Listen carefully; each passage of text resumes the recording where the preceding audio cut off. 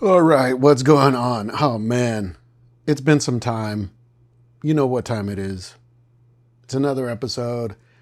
I've been out here watching movies, and you know, I watched some of these movies almost a year ago.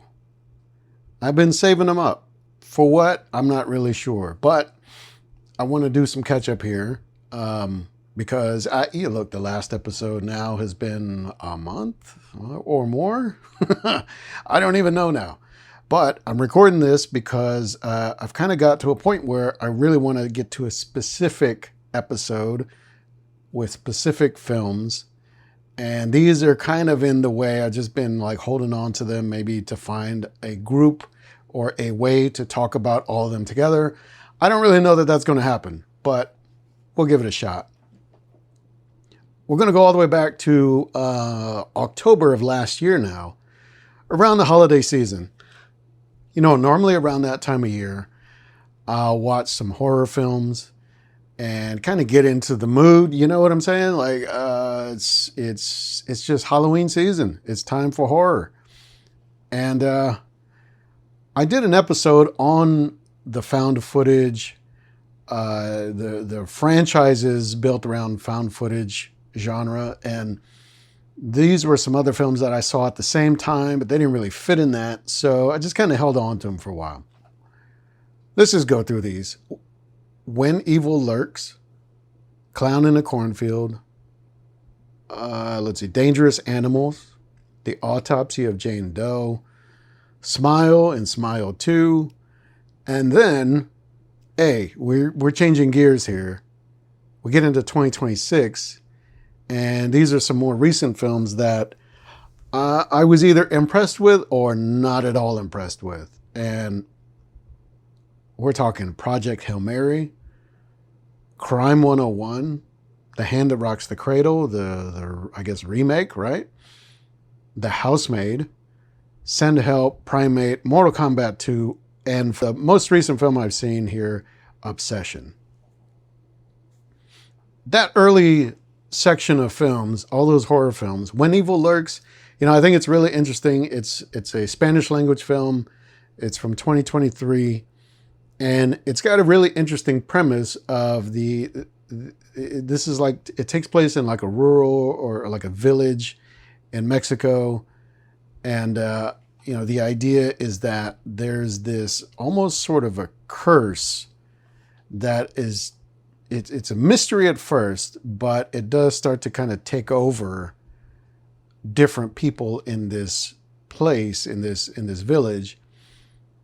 And it becomes a thing where it kind of reminded me of It Follows, where this curse or this presence, it just follows people around. Right. And there are some rules to it, and they're explained in the film. But the fact is that it's still kind of, for the characters in the film, it's just a mystery, and it's just horrifying that the sort of things that come out of it. I thought it was pretty well done, for being sort of a simple premise.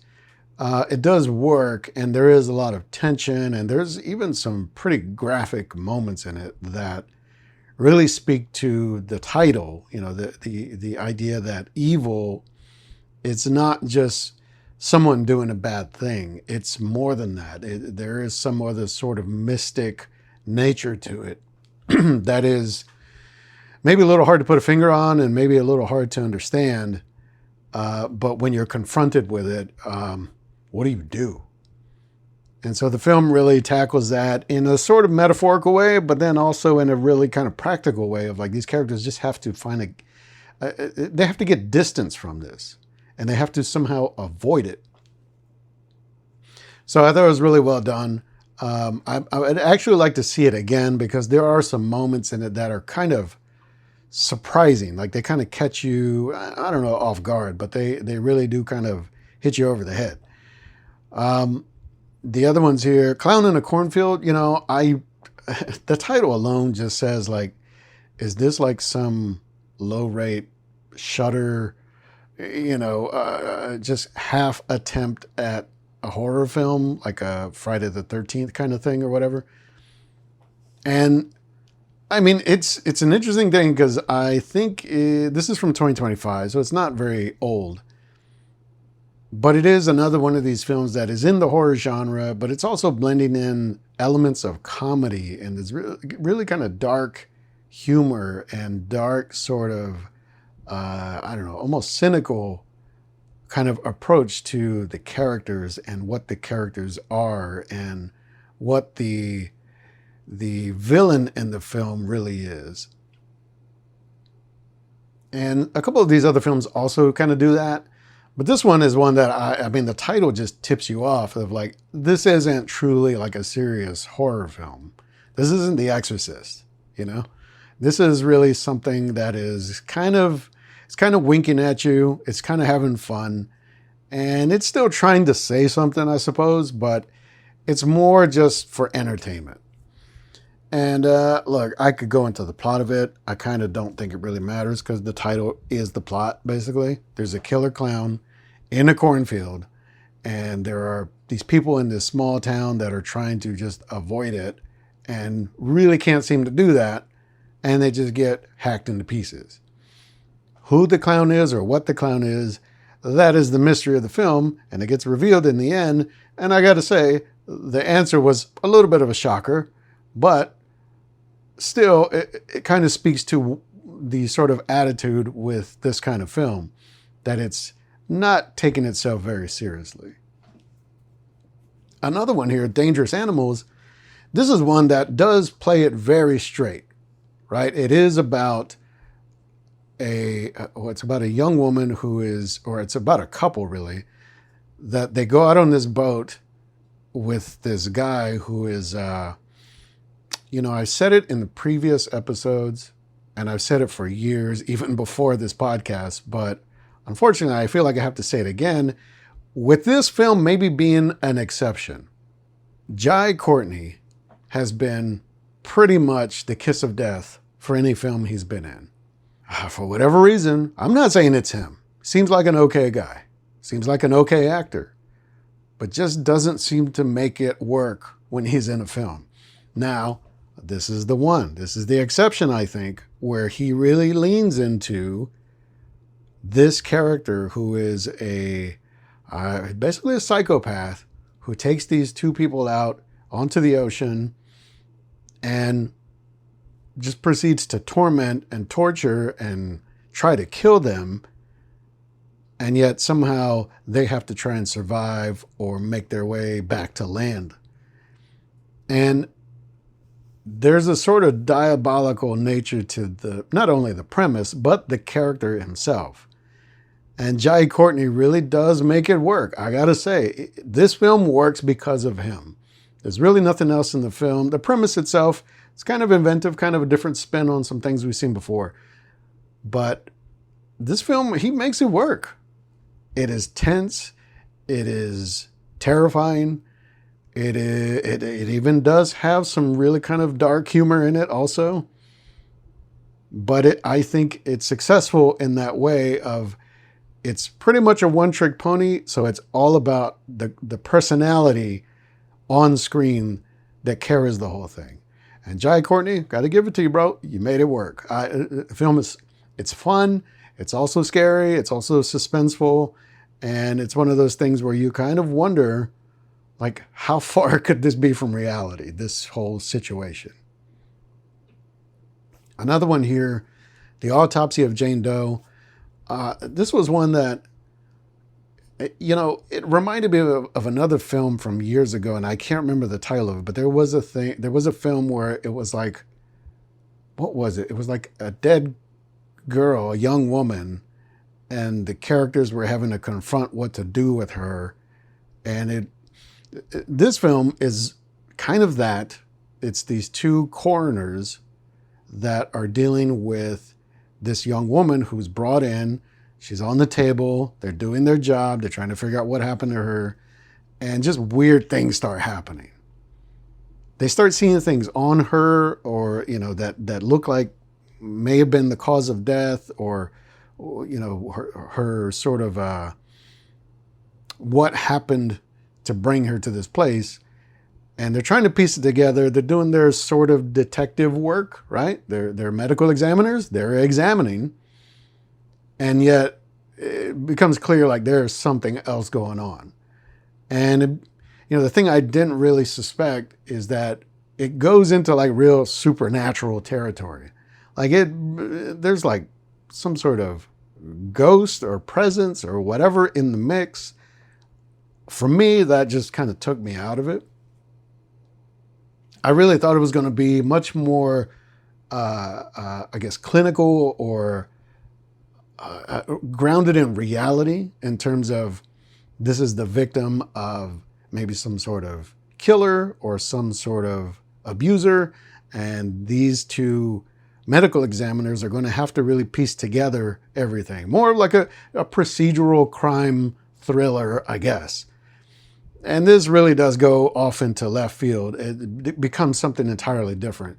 Now, if you kind of know that going into it, I guess that makes sense. But if you don't, like I didn't, I was really kind of taken by surprise. And I don't know if I really enjoyed it in that way. I thought it was going to be maybe a little tense, maybe a little bit like, like the autopsy scene in Silence of the Lambs, where they're trying to piece together what happened to the victim and all the sort of minutia that you have to get into with understanding, was somebody struggling, was some kind of weapon used, what was their like not state of mind, but like what state was their body in when it was found, all that kind of stuff. It kind of starts that way, and then by the time you get about halfway through the film, you realize, nah, something else is up. Like the lights start going out, they get locked into the place, there's all kinds of other weird things happening. I don't know. It just took me out of it. I really wasn't down with it. And the next two films here, Smile and Smile 2, I got to say, the first one, I like the premise. I like the idea of this sort of thing. Another film that kind of feels like it follows. Like there's a thing that happens to you, and then that is the thing that it kind of, you have to try and stay away from it or avoid it. Otherwise you are in danger or whatever, right? Just like when Evil Lurks. And I guess you could even trace this back to Ring or The Ring, the American remake of that. The first film here, Smile, it does enough to establish the premise and show a character trying to work through that and like understand it, right? I think it was fine. It was fine for setting up the whole thing. The second film, Smile 2, interestingly enough, I think it's a better film. I think it's more interesting. I think it's more entertaining. I think it's more complex in how it's trying to explain the rules of this thing and how people are trying to like sidestep this and get around it.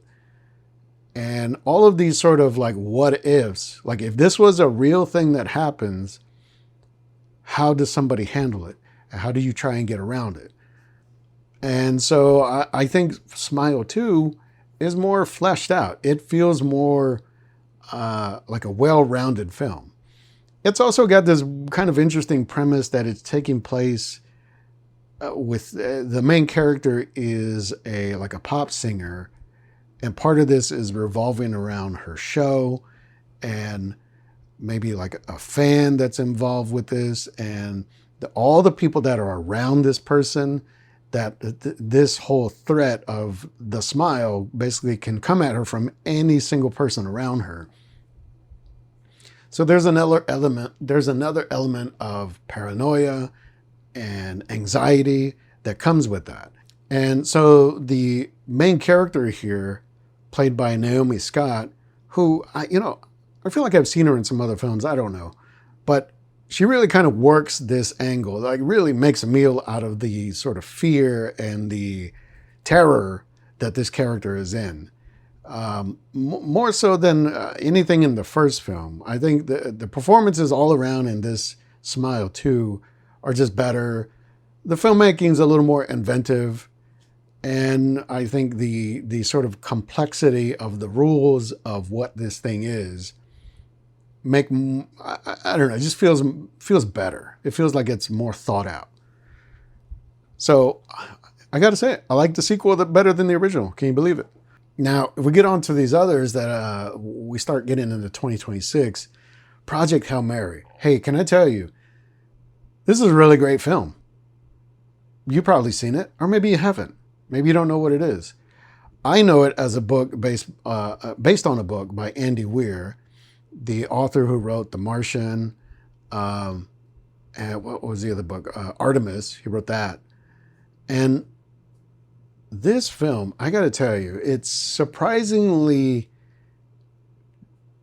earnest and heartfelt and practical. I don't know if practical is the right word. Tactile, you know? It feels like it's real. Not only the performances, Ryan Gosling is doing so much work in this film, pretty much by himself. Although there's another character in this, maybe as the trailers reveal, or if you've seen the film, you know what I'm talking about. Rocky is a big part of the film, and not Rocky Balboa. There's a character in this film named Rocky that really helps establish like a sort of it's not a second language, but it's just another like plane of emotional communication, right? There's a sort of empathy that you can put onto this character, or both of these characters, in this situation, given the circumstances, because it's so unusual and it's so, it's kind of far-fetched, but it feels real. It feels like, oh, maybe this could really happen. There is like science in this science fiction. It's not really fantasy.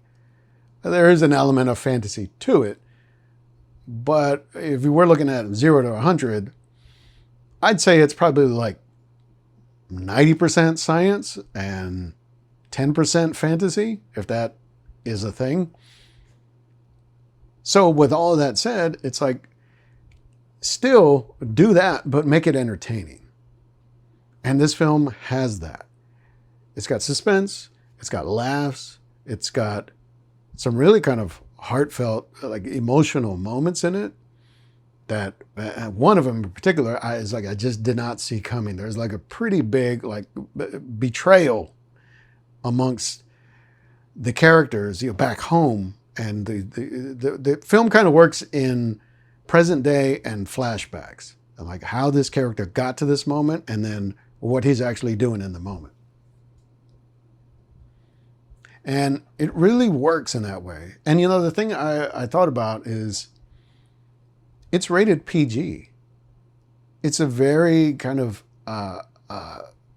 family-friendly, like innocuous, wholesome film about real drama, in the sense like this character was going through not only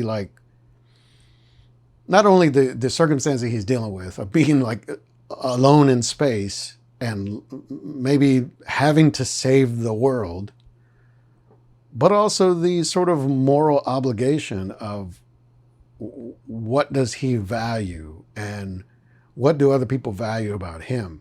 Those are like big ideas to put in this film, which is, on its face, it seems like it could have been so much simpler and simplified, like to the point of being just like watered down. But it's not. It's got a lot of heart. It's got a lot of thought in it. And, some of that has to do with the production. The film looks top notch. It's made with every dollar on the screen. And I have to think that is a big part. Part of that is due to the filmmakers here, Phil Lord and Christopher Miller. They don't make half-assed films. They make films that you can tell they put work into it. And you're getting all the bang for your buck. And this one is no different. I mean, it's really well done. It's engaging, you know? And for science fiction also, I'm like, it doesn't really go into that territory of being corny or campy, or it doesn't have like a cynical bone in its body. It really does play with all its cards on the table. It's not trying to like, yeah, but also, you know, we have some other sort of darker or, I don't know, sinister theme or idea we're trying to get across. It really is just about this man is struggling with his duty, but also his reality and also his ideals and which way to go. So I really enjoyed it. I really thought it was well done. And honestly, I'd like to see it again. I saw it on the biggest screen I could find, and it really makes a difference, I think, with this film. The other one here, Crime 101. Man, I tell you what, you know, this one, I really thought this was going to be kind of the next iteration of these sort of sleek, sexy, but also gritty and hard-hitting crime dramas. You know, whether we're talking about something like Thief, like a Michael Mann territory, or Heat, even like something like Den of Thieves, which, you know, it's kind of like Heat 2.0. This felt like, man, this has got those genes in it. This is in the same territory.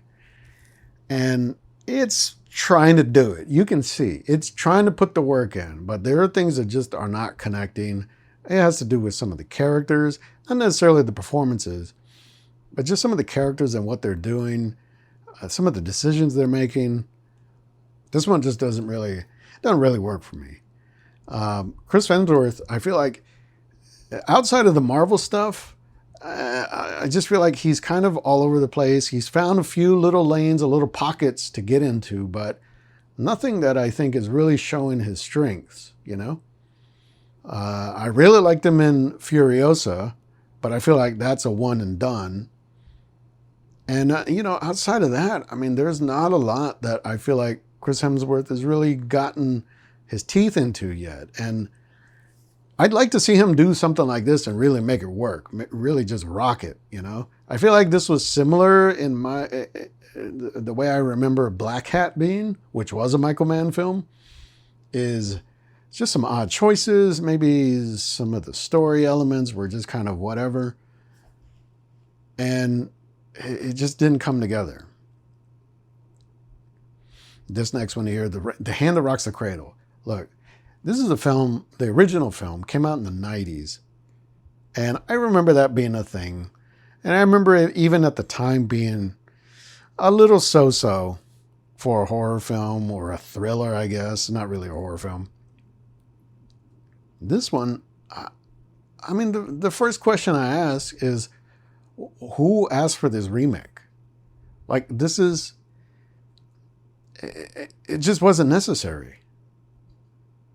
The original film still, for what it is, I think it still works. I don't think it's a great film, but it's there.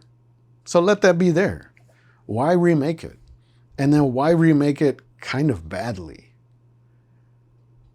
You know, there are some things about this film that just don't make sense. I mean, I like Micah Monroe. I like seeing her in some of the films she's done. You know, Long Legs, I think she really kind of made that thing work. And I know that performance is not really the thing that drove people to that film, I'm sure. But her sort of very, I think it's on purpose, a very kind of cold and stilted performance. I think that's what kind of anchors that film. And I know that's not how she is, so I think that's the work showing.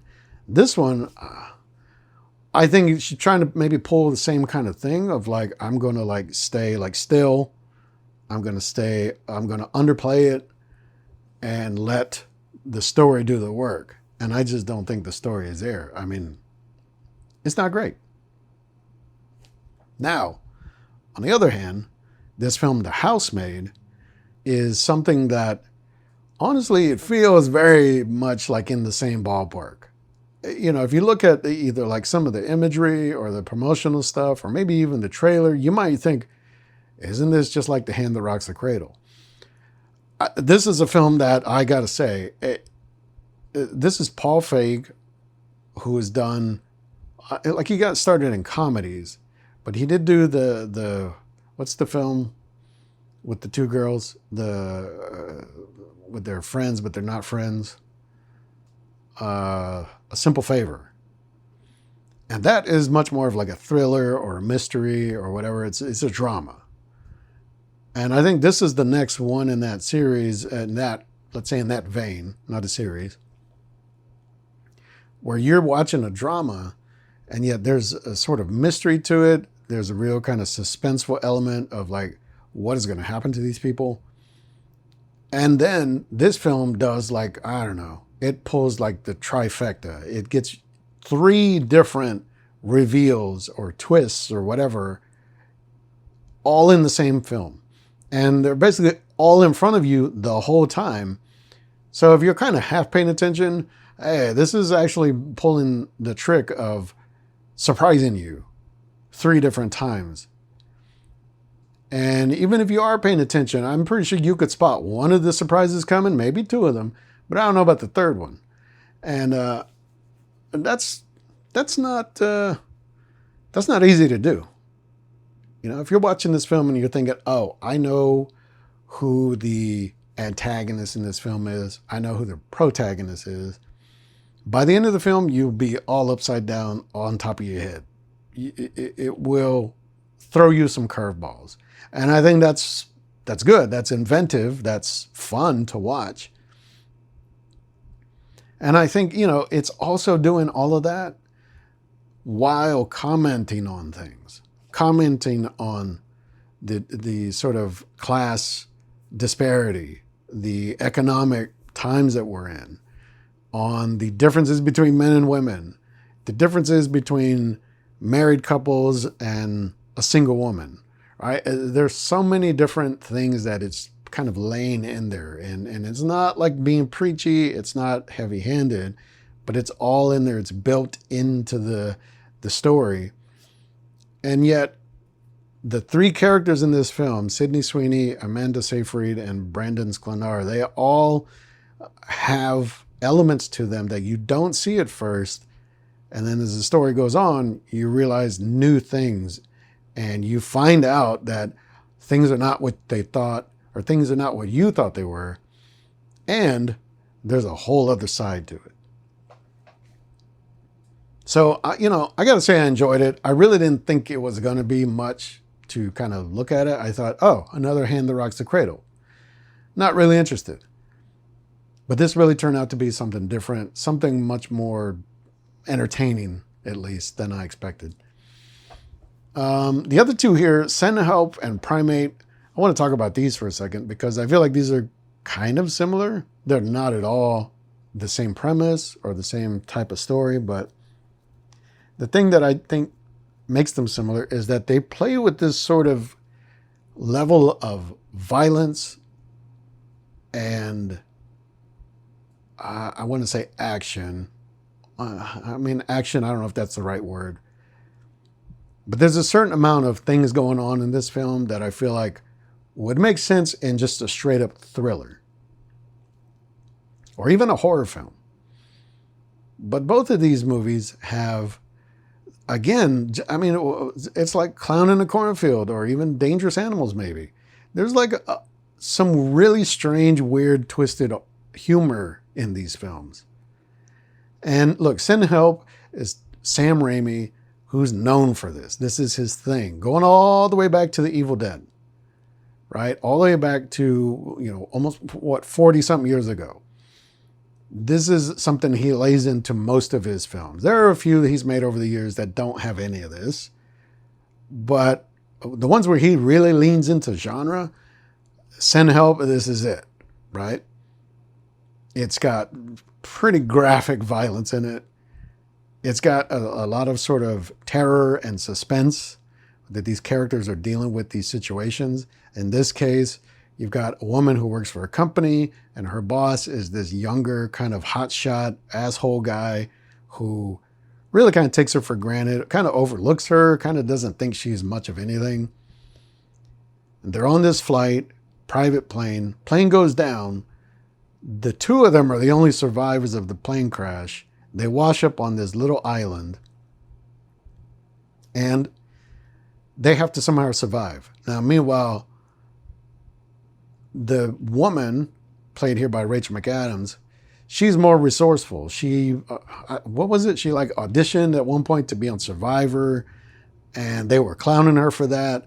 But it turns out all those skills or whatever came in handy in this situation because now she knows how to fend for herself. The boss, the young guy played by Dylan O'Brien, he's a jerk who thinks he knows everything and thinks he knows how to get things done.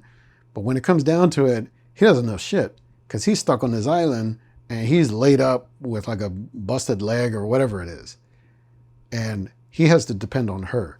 So the tables get turned. Now, to me, I'm like, I understand the premise. Honestly, it made me think of Triangle of Sadness. And I think that film has so much other stuff going on in it before you even get to an island. But I think it's still commenting on the same thing, right? It's like the idea that you're not really in charge unless all the cards are on your side of the table. But when the tables are turned, what do? I'm in charge now. You got to do what I say, right? That whole dynamic, that whole flipping of roles. And this film works in that way. I think it has a few cards up its sleeve, to keep with the metaphor, because there are some things that are revealed later that, maybe you didn't know were coming, or maybe you suspected something else was up. But the thing that I just can't get around is like there's almost like a delight in the violence in this film. And yeah, I could see where sometimes it's funny. I could see where sometimes it's just for entertainment. That's cool. It's just such an odd dynamic. And sometimes it works. Sometimes I just think, okay, this is a little over the top now. Not that I think it's offensive or anything, but I feel like it wasn't necessary. And Primate, it's another film that kind of works in that same territory. It's not quite as... It doesn't have quite as much humor in it, but it does have that weird sort of like ironic nature to it where, this girl and her friends and her family, they go to Hawaii. Turns out the dad has a chimp, a pet chimp. I don't know how you get a pet chimp in Hawaii. They're real tight on animals over there, like, controlled and restrictive about what animals go onto the island. Whatever, there's a chimp. The chimp gets rabies from, I think it was like a rat or something. Again, rats? All right. And now this household, these girls and the dad and even some guys that come over to kind of like, hang or whatever. All these people get roped into this situation trying to survive this runaway chimp. I mean, they almost should have called the movie that, because it kind of just becomes that. It's kind of silly, really, even though it's pretty gory and brutal in terms of what this ape is doing to these people. And just the sort of notion that this, what should seem like, I guess, a domesticated animal is still a wild animal and still an animal. So it's just unpredictable by nature. And the fact that these people, for whatever reason, I don't really rock with animals like that, but I would just feel like you never trust this animal for nothing. Maybe, even a dog. There's some dogs I don't trust. You just can't. So definitely not a chimp. I don't care if it's got 4 fingers and a thumb. You can't trust it. Matter of fact, maybe that's the reason you can't trust it even more. And yet all these characters are doing all this stuff and the ape is just going wild on them. And there's a certain sort of, like I said, like a glee, a delight in watching this ape just tear everybody up. I don't know. I thought some of it was suspenseful and had like a real element of action and I guess horror to it. But ultimately, I just feel like it was kind of corny. You know, the thing I felt like really did it right, the film that did it right was Nope, because it was so controlled in its depiction, you know. And I think that's what made it more terrifying, is the fact that the sort of stillness and the, I don't know, the almost coldness of it, and the way that runaway chimp is depicted is that it is an animal. It is heartless. It's not the victim of some other thing. It is under its own power. And this, they try to explain it with rabies. And I guess, look, a rabid animal is nothing to mess with. But the fact that a chimp could do that without rabies, still, it just decides one day it's just got to tear people up. I mean, that enough is scary. So that would have been enough to sell the movie. So, you know, if you like the idea of like animal terror or runaway animals, I guess this is another one to add to that. There's not a lot of films. It is kind of a subgenre. I thought about it at one point, doing like nothing but like, you know, animals attack films. I don't know if that's going to happen, but this is one that would qualify. So the last two here, Mortal Kombat II. You know, I saw the original, not the original. Yeah, I actually did see the original. Mortal Kombat was at 96, 95, whatever that was. And for me, that was a little bit of a formative film. Not in terms of the quality of the film, right? Like, I know it's not a good film, but there was like a cultural kind of touch point there, because it came, I mean, it's one of those films that came at just the right like intersection of things, I think. The games, the arcade games, we're talking about the games in the arcade, not the console games. That wasn't even really a thing. Mortal Kombat on a console wasn't a thing in the 90s. But in the arcades, people were lining up at those machines to play those games. And I remember playing those, and it was really like, whoa, they can do this in a video game, okay. And then to see it on a film, and to see it depicted in, look, more or less a realistic way for the 90s, that was like next level. And on top of that, for me, I guess, you know, maybe it's not everybody, the soundtrack to the film was in the days when soundtracks to films had songs from artists that fit the genre, fit the style or the mood or whatever of the genre of the film. And that soundtrack to Mortal Kombat, it's crazy to say it now, I guess, but that was on repeat for a good while, you know? And out of that, it kind of broadened me into other artists and other types of music, other like sub-genres or whatever. So I give a lot of credit to the original Mortal Kombat film. That's a long way to say. The remake of Mortal Kombat, I guess you would call it, the Mortal Kombat that came out in like 2020 or 21 or whatever it was, I could not remember that film. I know I saw it. It was during COVID. I watched it at home. I could not remember pretty much anything about that film. I had to go watch it again before I went to see Mortal Kombat 2. Now this one, again, this is another one where I think the sequel turned out better than the first one. This film really leans into what it is. It is violent. It is ridiculous. It's fantastic. And it's also funny.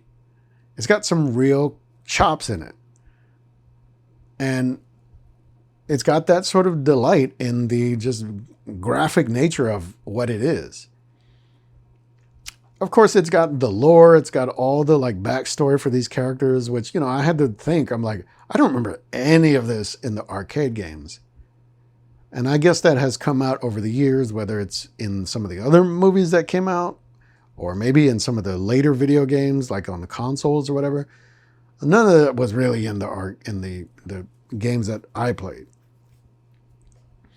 But still, watching this, I had a good time watching it. And I thought it was fun. I thought it was pretty well done, like on a technical level, like the visual effects and all the stunts and all that. It worked for me, especially when you look at the 95 film or whatever it was. I mean, it's levels above that. So I count it as a win, It was a good time. Whether you're into it or not, that's your thing or not, that's up to you. But I think for what it is, if you consider it a film in the Mortal Kombat franchise, I think we're talking about good business. And speaking of good business, Obsession. This is the most recent film. I just saw this a couple weeks ago. This is a film that I got to say, it kind of came out of nowhere for me. And to the point where I really didn't understand anything about the filmmaker or the people involved with it. All I knew was that there was I was seeing a lot of chatter. I've seen a lot of people talking about it. And to me, that's always a good sign, especially today, in these days. You hear people talking about a film in the theaters, there's got to be something to it, because people just don't do that anymore. I'm doing it, but I'm late to the game. People were talking about this film before it came out, right? So the idea of this film is, again, pretty simple. You talk about something like Smile or When Evil Lurks. There's this sort of presence that kind of takes over a person, and you have to find your way to get distant from it or to stop it. And yet it lives in the real world. It lives like among us, And I think that's at the core of the film. It is not about some real I guess technically it is about some sort of mystical evil thing. But the way it's presented, at least at the beginning, is that, no, this is about a thing that is in all of us. This idea of like unrequited love, or a sort of wanting, the young man, the main character in this film, he has a thing for this girl. And yet he can't bring himself to tell her, because if he tells her, maybe that'll ruin everything because they're friends, but he wants to be more than friends, and maybe she doesn't. And he just can't find a way to get that through. And he kind of chickens out. And instead, he gets this little toy, basically, that, he puts his wish, his hope, his dream into, in a way to maybe get the courage, or to just make something happen that he can't make happen for himself. And I think a lot of that is, of course, a sort of a metaphor or commenting on whether it's youth or inexperience or the lack of connection that people are able to make sometimes. It's a real thing. And I think for most people, I feel like you kind of grow out of that with time and just through living life. And this is it's an interesting way to approach this idea of what's the shortcut, what's the secret to making this work, that I don't have to do the hard thing to get the thing I want. That's a youthful notion, I think. And this film really kind of relies on that. And because I could look at it as being someone who's older and at a different point in life and be like, guy, just sack up and do it. But I can remember that time. I can remember being in that mindset of like, no, this is going to go wrong and I'm going to screw this up. And kind of wishing there was some way to do it that wouldn't give you a bad outcome. And you could say, look, the title of this film, Obsession, it's about the young woman in this, Nikki, played by Indy Navarrete, who's doing some work here for real, like legit. Like this is some real, like turn on a dime acting that she's doing. And I'm very curious to see what else she might do in the future, because this was a real showcase for range, for sure. But the young man in this is it's typical, but it's also a real indication of a problem. And I don't know that it's like a growing problem, but it's a thing that a lot of young people, especially probably young men, have to deal with. And so I thought it was really interesting that it tackled all of those types of themes on top of being just disturbingly graphic and brutal and relentless in some ways. Like there are some moments in the film where it's just like, hey, let's stop this for a second. But that's the idea, that this is obsession. This is, it is unforgiving. It is just nonstop. And, the idea that the young man in this film is really the one who's obsessed, when on its face, it looks like she is the one who's obsessed, but she is more possessed, I guess. I think that's a real, it probably shows you where you stand in terms of how you see it and what you identify with. So really great work. The filmmaker here, I don't remember his name and I should look it up. But I feel like this is a real indication of a promising talent, This is someone that you really want to keep your eyes on in terms of what else is coming next. And so the last one really that I want to talk about here is Backrooms. And this is one that, having just seen it without any context of any of the history or the sort of online source of it all. On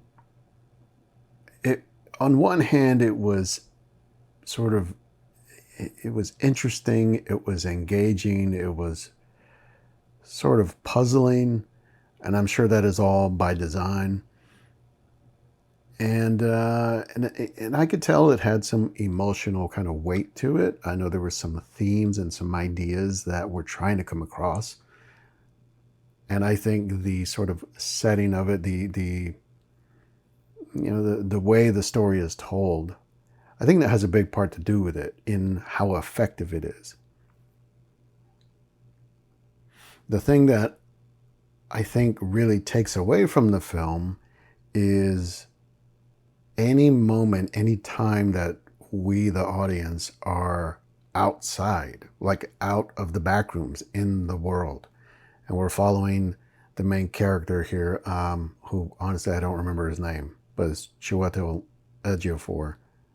I know there's supposed to be a sort of the sense that this man is going through some real struggle. He's going through like a divorce or a marriage situation. His life is not in a good place. His career is not in a good place. Like everything in his life is kind of not worked out the way he wanted. And this idea that there's something, whether it's like something new or even some sort of like sanctuary in the backrooms. I think the appeal of that is interesting for a character in that position. But the moment he's outside talking to his employees or talking to his therapist and bringing her into the whole thing, I think you kind of lose the core of the film, which is like this one person's sort of internal struggle and how it kind of manifests itself in this setting.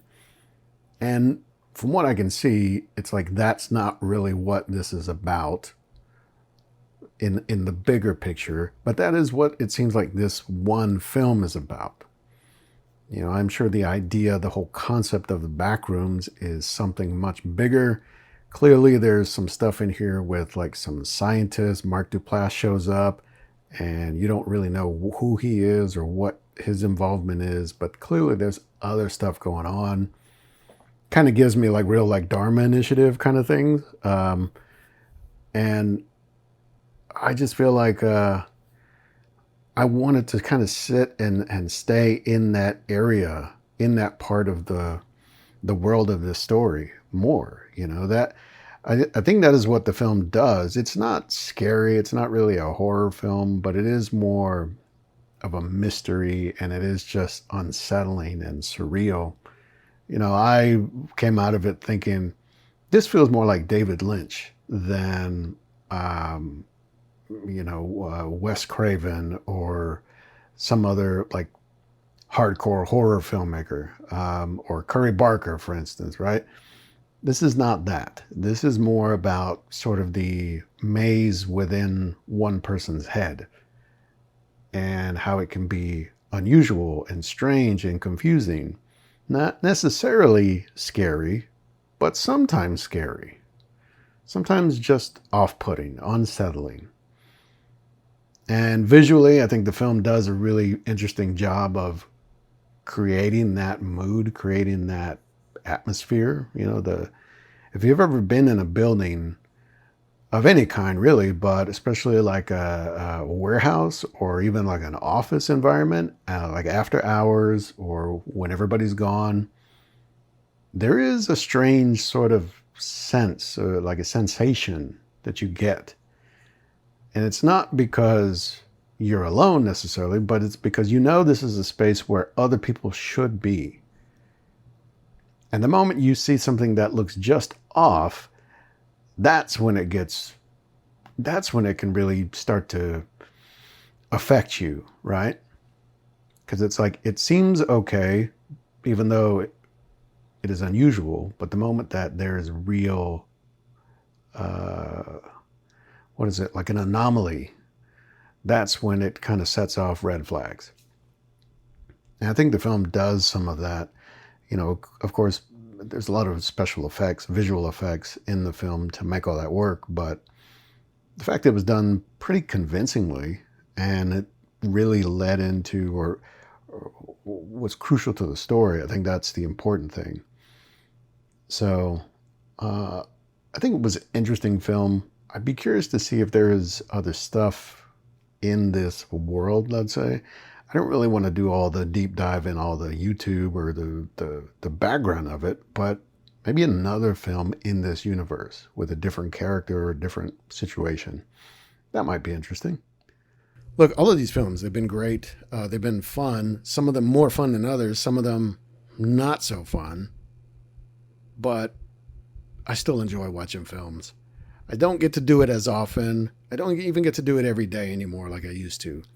But I'm still glad I can do that. And so, look, if you want to hear some other episodes about this, this whole challenge that I'm on here, we're still on our way to 1,000.